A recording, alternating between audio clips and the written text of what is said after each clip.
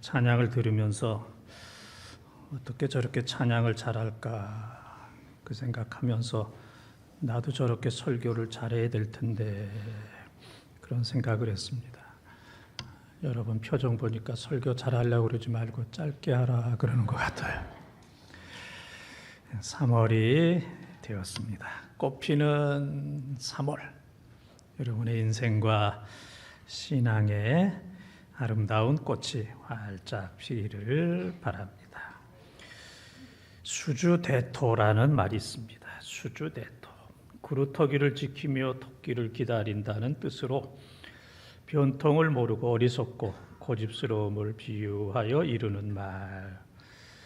이 수주대토가 나오게 된 이유는 송나라에 한 농부가 있었는데 하루는 밭에 있는 구루터기에 앉아서 졸고 있는데 갑자기 어디선가 토끼가 와가지고 구루터기를 들이받고 죽었어요. 그래서 토끼를 가져다가 맛있게 볶아 먹었다 하는 이제 그런 얘기. 그 다음부터 이 농부가 일을 안 해요. 그냥 구루터기에 앉아가지고 오늘도 토끼가 올래나 평생 구루터기에 앉아서 토끼가 와서 구루터기를 받고 죽기만 바라는, 평생 아무런 일도 안 하고 게으르고 나태하게 있는 그런 사람을 가르쳐서 수주대토 그렇게 이야기를 합니다. 참 이런 사람 만나면 힘들어요. 가장이 수주대토가 된다면, 교회의 지도자가 또 아무런 일도 하지 않으면서 토끼가 그냥 구루터기 받고 죽으면 그거 가지고 뭐 해먹어야 되겠다, 그렇게 게으르고 나태하게 된다면 나라도 교회도 가정도 이제 망하게 될 겁니다. 우리 인생의 모든 것에 주인을 잘 만나야 행복하고 또 성공을 합니다. 식물도 주인을 잘 만나야 되고 동물도 그렇습니다. 동물. 옛날에는 애들 막 때릴 때 개 패듯 한다고 그랬어요. 그리고 망신당하면 개망신이라고 그랬습니다. 강아지가 지나가면 남자들은 침을 꿀꺽꿀꺽 삼키면서 저거 언제 잡아먹나 이제 그런 생각을 했는데, 요즘 그러다가는 존재할 수도 없고 또 사람 대접도 받을 수 없는 이제 이러한 시대가 되어지고 있습니다. 세상에 어떤 주인도 완벽한 주인은 없습니다.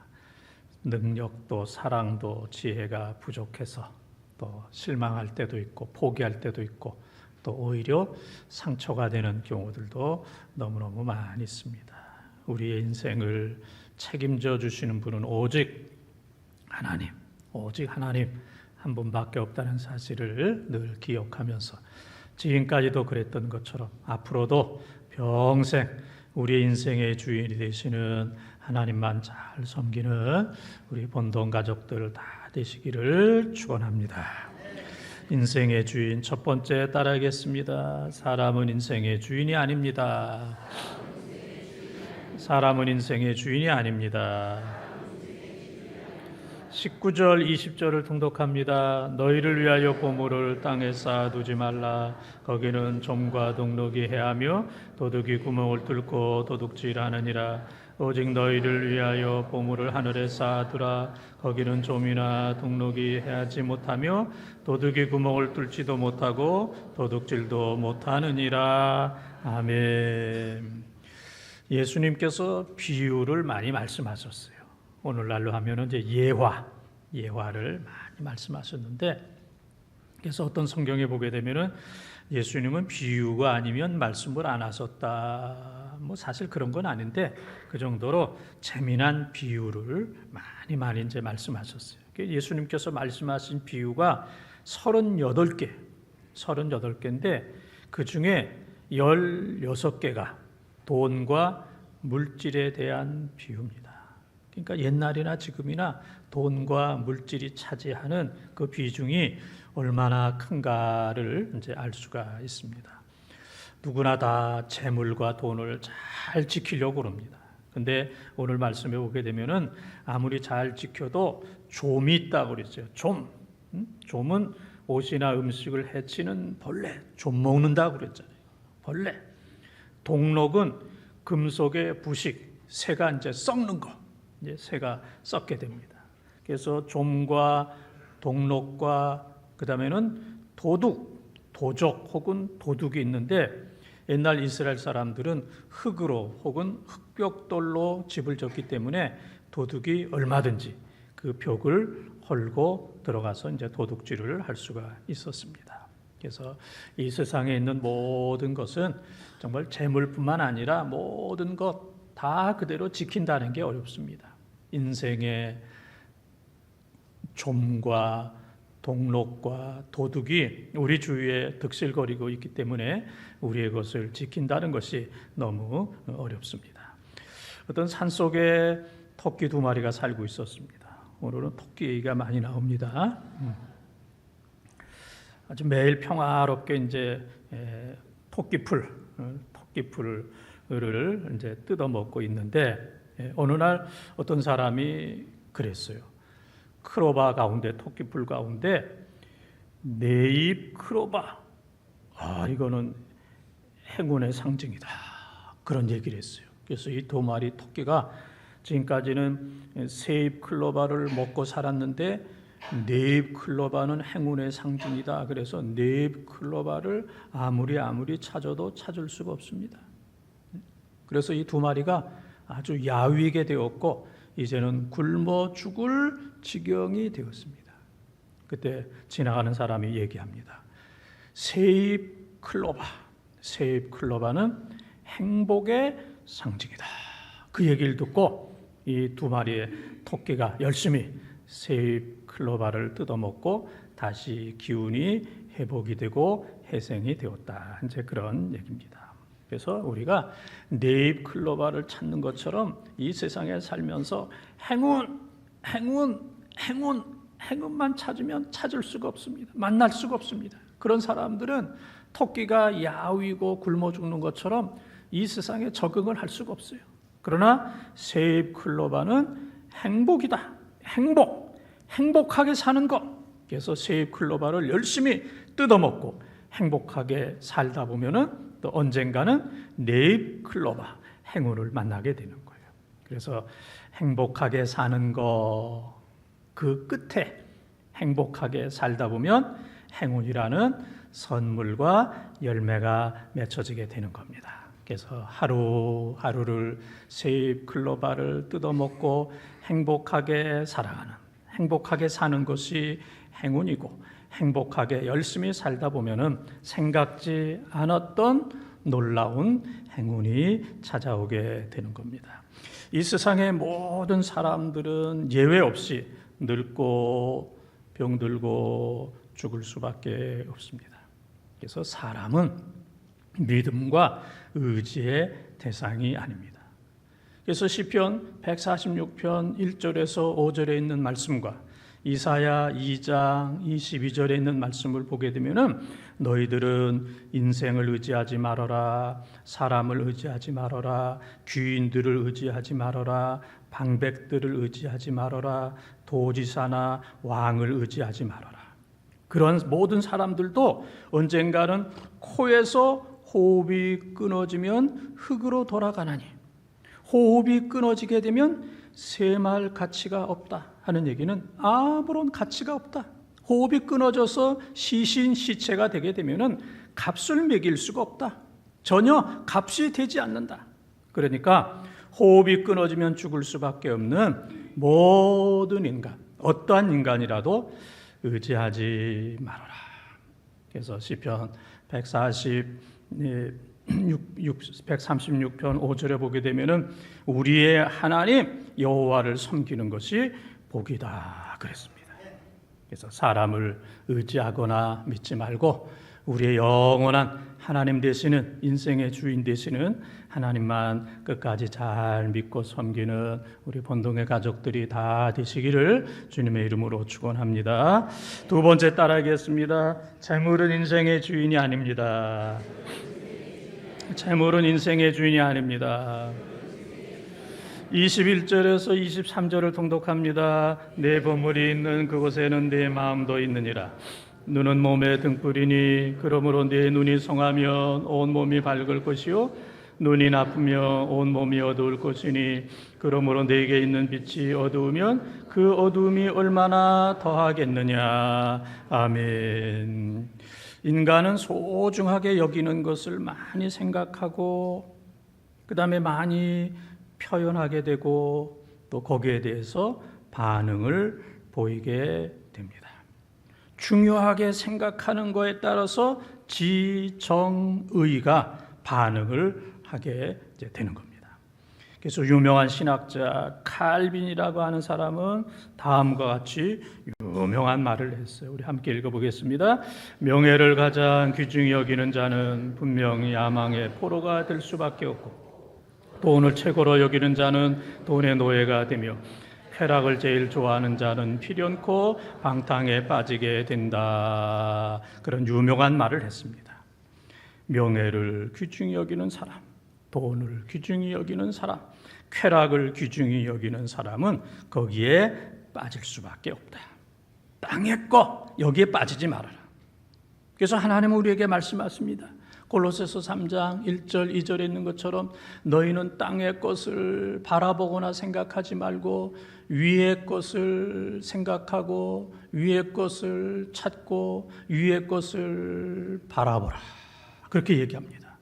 위의 것, 하나님의 것, 하나님을 생각하고 찾고 하나님을 바라보게 되면 영적인 사람, 성령의 사람, 능력의 사람이 되는 겁니다. 사람은 결코 재물로는 만족할 수가 없습니다.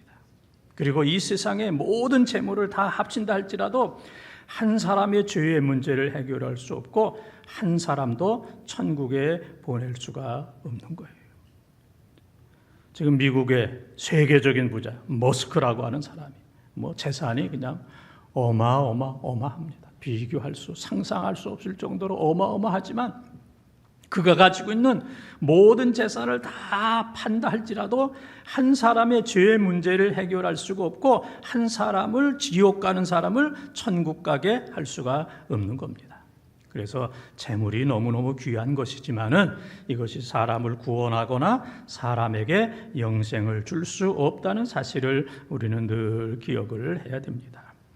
어떤 청년이 11조를 70만 원을 합니다.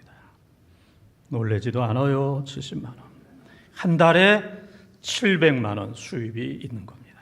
그러면 이제 우리 교회에서는 어떻게 생각하냐면은 70만 원 11조 하는 청년이 있으면 첫째는 그 청년 능력 있다.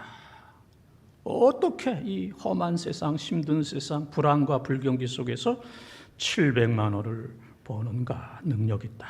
두 번째는 그 청년 믿음이 충만하다. 700만 원을 벌어도 11조 70만 원 정확하게 드린다는 것 그렇게 쉬운 일은 아닙니다. 쉽지가 않아요. 참 그 청년 믿음 반듯하다 그렇게 생각할 겁니다. 세 번째는 그런 청년이 우리 본동질 교회의 큰 일꾼이 되고 기둥이 되었으면 좋겠다. 그런 청년 내 사위 삼고 싶다. 그런 청년 내가 결혼 상대자로 했으면 참 좋겠다. 이제 그런 생각을 할 겁니다. 그래서 한 달에 700만 원을 벌면서 70만 원 11조 하는 청년이 있다면 모든 분들이 그 청년 몇 점? 100점. 100점짜리 참 흠잡을 데 없는 귀한 청년이다. 그렇게 다 생각을 할 겁니다. 그런데 이런 사실을 어떤 여자가 인터넷에 올렸어요. 내가 결혼하려고 하는 남자 청년이 한 달에 11조를 70만 원을 한다. 그랬더니 거기에 수많은 댓글이 달리게 되었어요. 그 많은 댓글을 제가 요약을 해보니까 두 가지입니다. 하나는 그거 광신자 아니야 그랬습니다. 광신자, 지나친 신자. 저도 옛날 고등학교 3학년 여름방학 때 여의도에서 빌리그레암 집회할 때 목사가 되려면 그런 데 와서 설교를 들어야 된다 그래가지고 방학 때 선생님 몰래 와서 며칠 동안 있다가 학교 돌아갔더니 칠판에 광신자, 김정호 광신자 그런 글씨가 쓰였던 것을 이제 지금까지 제가 이제 기억을 하고 있습니다. 그래서 한 달에 70만 원 11조 하는 사람을 광신자. 두 번째는 미친놈. 그건 미친 사람 아니야? 그건 미친놈 아니야? 대부분의 그 댓글, 악플이 광신자, 그리고 미친놈. 똑같은 청년인데 교회에서 평가하는 것과 세상에서 평가하는 것이 하늘과 땅의 차이다. 그래서 이 세상이 교회와 성도들을 어떻게 보고 있는가를 이제 실감할 수 있는 그러한 글이었습니다. 이 땅에 살면서 물질에 대한 염려가 없는 사람은 없습니다. 가난한 사람 아무리 일해도 의식주 문제가 참 어렵고 아무리 안 먹고 빚을 갚아도 부채를 갚아도 영원히 갚을 수 없는 이런 분들이 파산할 수밖에 없는 이런 분들이 얼마나 많이 있습니까? 이런 분들은 물질에 대해서 밤낮 염려하지 않을 수 없습니다. 그러면 부자들은 물질에 대한 염려가 없느냐? 그렇지가 않습니다. 미국적인 상황을 보게 되면은 부자가 되면 내가 몇만 평, 몇십만 평의 큰 저택을 해야 되겠다. 그래서 뭐 수영장이 뭐 몇 개가 되고 축구장도 있고 농구장도 있고 뭐 그런 거. 그러면은 그런 사람의 수준에 미치는 사람들끼리만 상대로 합니다. 그런 그 큰 저택을 마련하게 되면은 그 다음에는 말로 다 할 수 없는 좋은 차를 삽니다. 좋은 차. 그런 차가 있어야만 그 중에 낄 수가 있어요. 그 다음에 차가 마련이 되면은 별장을 마련해야 됩니다. 배산임수. 뒤에는 산, 앞에는 바다가 있는 좋은 별장. 그 별장 있는 사람들끼리 모여요. 그럼 별장이 있는 사람은 그 다음에는 요트를 사야 됩니다. 몇백억짜리. 요트가 생각하는 것보다 비싸요. 몇백억짜리 요트를 사용합니다. 사야 돼요. 요트가. 그럼 요트 있는 사람들끼리 모이고 대화하고 파티를 합니다. 그 다음에는 요트가 있으면 그 다음에는 비행기 타는 거. 그 다음에 경비행기가 있으면 나중에는 전용 비행기. 그래서 미국 같은 데는 훌륭한 뭐 가수라든지 유명한 가수, 운동선수, 재벌 같은 사람들은 다 자기 비행기가 있어요. 전용 비행기가 있습니다.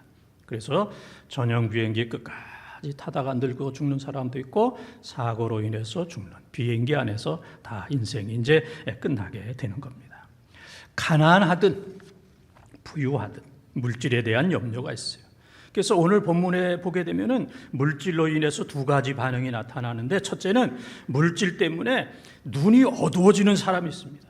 물질이 그냥 눈을 딱 가려가지고 물질이 전부야, 돈이 전부야 해서 사람도 못 보고 미래도 못 보고 하나님도 못 보고 천국도 못 보고 영생도 못 보는 물질로 인해서 하나님께서 주신 물질이 그 사람의 눈을 딱 가려워가지고 어둠 속에 영적인 장님으로 살아가는 가장 불행한 사람이 있고, 그러나 어떤 사람들은 하나님께서 물질을 많이 주셨음에도 불구하고 그 물질로 인해서 눈이 더 밝아져요. 영적인 눈이 더 밝아집니다.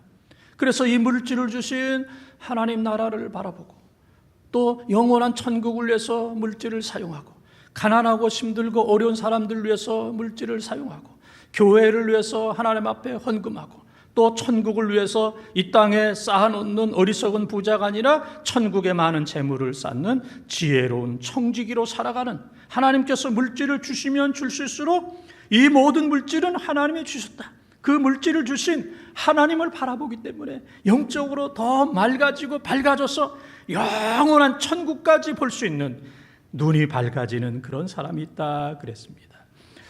우리 가운데 한 사람도 물질로 인해서 눈이 어두워지는, 사람도 사명도 천국도 교회도 바라보지 못하는, 물질 때문에 망하는 어리석은 사람이 아니고 마태복음 9장 21절, 22절에 보면은 부자 청년이 물질이 많음으로 근심하여 돌아갔다는 말씀이 있습니다.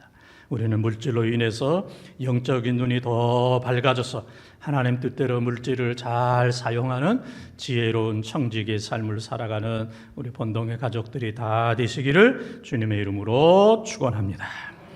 세 번째 따라하겠습니다. 오직 하나님 인생의 주인이십니다. 오직 하나님 인생의 주인이십니다. 24절을 통독합니다. 한 사람이 두 주인을 섬기지 못할 것이니 호의를 미워하고 저를 사랑하거나 호의를 중히 여기고 저를 경히 여김이라. 너희가 하나님과 재물을 겸하여 섬기지 못하느니라. 아멘. 물질을 더 섬기든지 하나님을 더 섬기든지, 물질을 중요하게 생각하든지 하나님을 경하게 생각하든지 차이가 있다는 얘기입니다. 하나님은 사람이나 물질과 비교할 수 있는 그런 대상이 아닙니다. 하나님을 사람이나 물질과 비교한다는 것이 하나님께는 큰 수치입니다. 그러나 하나님께서 이해를 돕기 위해서 하나님을 물질이나 사람과 똑같이 섬겨서는 안 된다. 물질도 중요하고 사람도 귀하지만은 비교할 수 없을 정도로 하나님은 더 귀하고 더 중요하고 더 높고 더 영원하다. 그래서 물질과 하나님을 겸하여 섬길 수 없느니라. 그렇게 예수님은 분명히 말씀하시는데, 이 말씀을 듣는 수많은 사람들은 그럼에도 불구하고 나는 물질과 하나님을 겸하여 섬길 수 있다, 그렇게 대답하는 거예요. 이것은 우상 숭배입니다. 물질과 하나님을 같이 섬기려고 하는 것은 인간의 탐욕이고, 그것이 바로 우상 숭배하는 겁니다. 우리는 재산을 하나님의 뜻에 맞도록 사용하는 것, 그리고 모든 재물을 주신 그 하나님께 전폭적으로 순종하며 하나님의 영광을 위해서 살아가는 것, 이것이 바로 바른 성도의 모습입니다. 여러분들이 잘 아는 나폴레옹이 유럽을 정복을 하고 또 온 세계를 다 지배하려고 하다가 워털루 전투에서 그는 패전해서 세인트 헬렌의 섬에 유배되어서 거기서 이제 죽게 되었습니다. 가장 위대한 영웅이 이제 가장 초라한 사람이 되었어요. 한 기자가 그에게 어려운 질문을 했습니다. 황제요, 당신이 가장 행복한 때는 언제였습니까? 과거를 뒤돌아보면서 가장 행복한 때는 어느 때였습니까? 그때 나폴레옹이 그런 대답을 했다고 합니다. 내가 황제가 되었던 때도 아니고, 수많은 전쟁에서 승리해서 개선장군으로 돌아온 그때도 아니고, 모든 땅을 차지했을 때도 아니고, 수많은 사람들로부터 박수와 갈채를 받았을 때가 아니라, 언젠가 적들에게 쫓겨서 알프스 깊은 산으로 쫓겨갔을 때, 주일날 종소리가 났을 때 가장 작은 교회에 찾아가서 그곳에서 무릎을 꿇고 하나님 앞에 예배하고 기도할 때, 가장 작은 교회에서 무릎을 꿇고 하나님 앞에 예배하고 기도할 때, 그때가 가장 행복한 때였습니다. 그렇게 대답을 했다고 그럽니다. 하나님께서는 모든 사람들 마음속에 전도서 3장 11절에 있는 것처럼 영원을 사모하는 마음, 하나님을 사모하는 마음을 주셨어요. 그래서 우리 마음에 가장 깊은 그 자리에 하나님의 자리가 있어요. 그 자리에 하나님을 딱 모실 때, 하나님을 인생의 주인으로 딱 모시는 순간, 거기에 만족과 행복과 감사가 있는 줄 믿습니다. 여러분 마음 가장 깊은 그곳에 언제든지 하나님을 모시고 하나님 중심으로 사시는 여러분들이 꼭 되시기를 바랍니다. 중세에 그렇게 찬란했던 유럽 교회가 지금은 초라한 교회로 전락이 되었고, 한국 교회도 한때는 찬란했으나 지금은 많이 위축되어 있는데, 원인은 두 가지입니다. 하나는 자유주의. 이거는 망하게 하는 겁니다. 그래서 우리는 이제는 자유주의가 아니라 성경으로 돌아가야 돼요. 하나님의 말씀, 절대적인 하나님의 말씀. 또 한 가지는 세속주의. 그래서 우리는 세속주의가 아니라 우리는 거룩. 하나님의 뜻은 부귀영화, 출세, 성공이 아니고 거룩하게 사는 겁니다. 거룩을 회복해야 돼요. 그래서 레위기 11장 44절, 45절, 레위기 19장 2절, 출애굽기 16장 4절, 5절, 6절의 말씀에 보게 되면은 내가 거룩하니 너희도 거룩하라. 이게 하나님의 소원이에요. 하나님이 거룩한 것처럼 교회가 거룩하고 모든 성도들이 하나님 앞에 거룩하게 살아야 됩니다. 우리가 잘 아는 로마서 12장 1절 2절에 보면은 그러므로 형제들아 내가 하나님의 모든 자비하심으로 너희를 권하노니 너희 몸을 하나님이 기뻐하시는 거룩한 산 제물로 드리라. 이는 너희가 드릴 영적 예배니라. 너희는 이 세상을 본받지 말고 오직 마음을 새롭게 함으로 변화를 받아 하나님의 선하시고 기뻐하시고 온전한 뜻이 무엇인지 분별하도록 가라. 세속주의에서 거룩한 삶으로 회복되는 것, 이것이 바로 하나님의 영광이고 하나님의 기쁨입니다. 사랑하는 본동가족 여러분, 이 세상의 주인은 사람이 아니고 이 세상의 주인은 재물이 아닙니다. 오로지 우리 인생의 주인은 사람도 아니고 재물도 아니라 뭐가 주인이에요? 오직 하나님이 인생의 주인 되심을 믿고 어떤 상황 속에서도 하나님만이 내 인생의 주인입니다. 천국까지 인도하실 완전한 인생의 주인입니다. 하나님 꽉 붙들고 끝까지 잘 섬기는, 지금 아멘 할 준비 다 됐죠? 네? 끝까지 우리의 인생의 주인 되시는 하나님만 잘 섬기는 우리 본동의 가족들이 다 되시기를 주님의 이름으로 축원합니다.